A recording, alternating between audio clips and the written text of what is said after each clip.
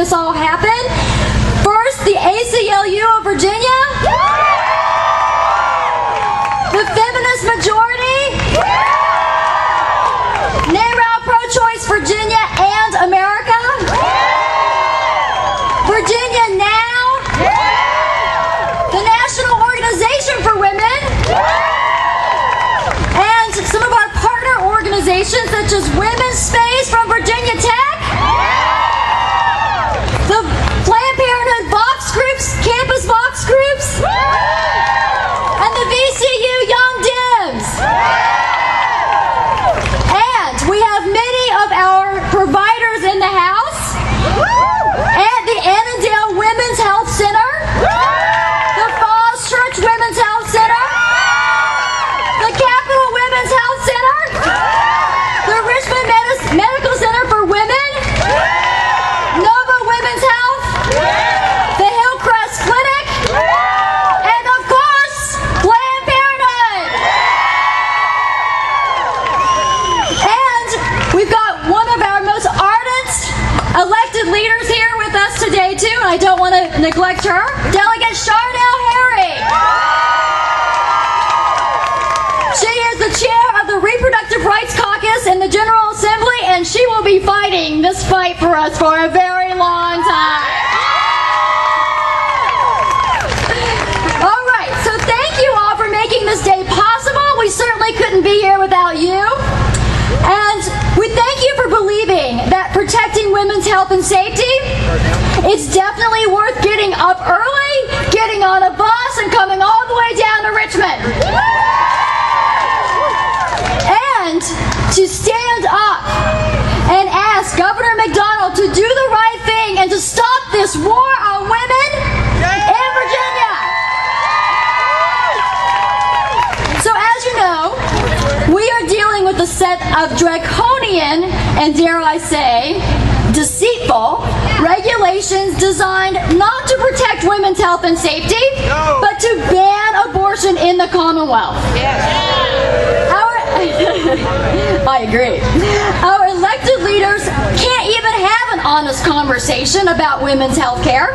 So they've created a fallacy of public policy, and it is absurdly and blatantly obvious. There is no emergency. There is no health threat. There is only deception. But we are here today to force the conversation that they don't want to have. We are here to talk about what will happen to women's health and safety if our abortion providers are forced to cease offering safe, affordable care. We are here to talk about real women's health, real women's lives, and real women's rights. If they want to fight, they've picked the wrong group to scrap with. This is going to be a fight that continues for months and maybe even years. Today is just the beginning. We need you to stay fired up and to keep putting pressure on our elected leaders who are trying to obliterate women's access to the full range of reproductive health care in Virginia. Leaders who are pure and simply trying to ban abortion. Who are these leaders? Who are they? Bob McDonnell! You're right. Governor Bob McDonnell and Attorney General Ken Cuccinelli. We're not going to let them take away our access to safe, legal abortion care. We aren't going to let them take away our access to birth control. We aren't going to let them take away our pap smears. We aren't going to let them take away our breast and cervical cancer screenings, and we sure aren't going to let them take away our rights.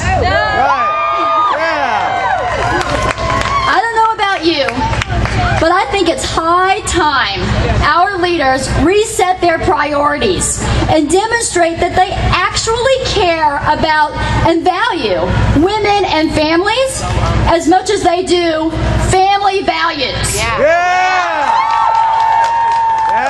Before Roe and since Roe, we have spent decades fighting for safe legal abortion.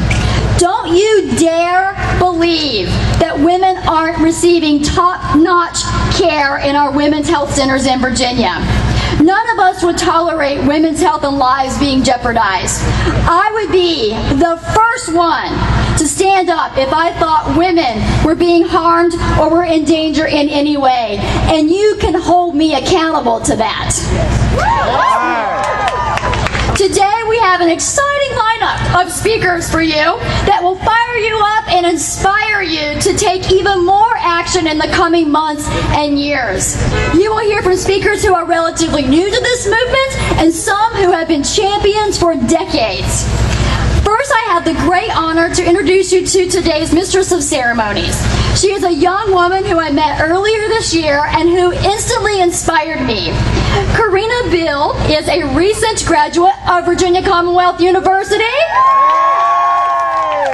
the former president of the Richmond chapter of the National Organization for Women, and is currently a grassroots organizer for the feminist majority. She has an immense passion for women's issues and a relentless fortitude that is amazing to see in such a young woman. I think we'll be seeing a lot of her in the coming years. So let's give Karina a big hand. Just one more thing before I go. You can stand with me, Karina. We have the same name. We have a very similar names. But before I go, I wanted to leave you with just a couple of thoughts. First, I hope you have a great time today, and that you will remember today as the day you helped change what's going on here in Virginia. And the day you stood up to the governor and the attorney general and told them that we aren't going to take it anymore. Right on! Yeah. Also, I want you to take a look around. There are many women who are not here with us today. A single woman with 2 kids who is holding down 2 jobs. A low-income woman with new babies who are worried about where their next meal may come from. Rural women who have been out of work for months who don't have transportation. Women in abusive relationships that couldn't get away from their partner for the day. We need to remember these women and represent them today. We, of course, are here for ourselves and the women that we care for in our own lives, but we are here for them as well. We must not forget them, because those are the women who depend on women's health care centers around the state and who will suffer the most if because these regulations go into effect, and the regulations that we are going to continue to protest today. We are standing up for them. So thank you, have a great time, and yell loudly, sorry.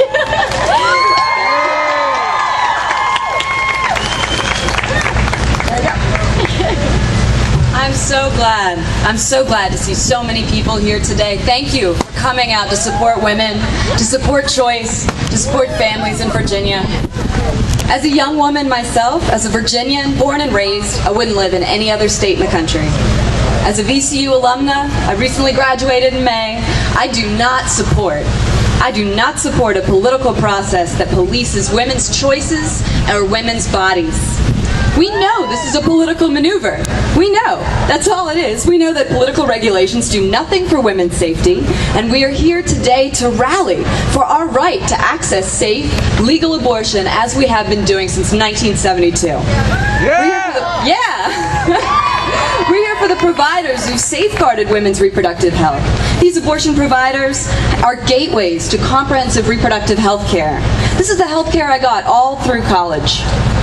I went to these abortion centers to get the comprehensive reproductive health care that they offer. They don't just offer abortion. We're not afraid of any opposition today. We're not afraid of the struggle. We're not afraid of the governor, because we know this is injustice, and we know this is sexism. We know that in this recession, when so many Virginians are out of work, so many Virginians have no medical insurance, we know the people of Virginia need greater access to health care. Greater access to low-cost, affordable health care, like the health care I used, now more than ever, and not less. Certainly not less than what Virginia has today. Today, 86% of Virginia counties have no access to abortion clinics, no access to the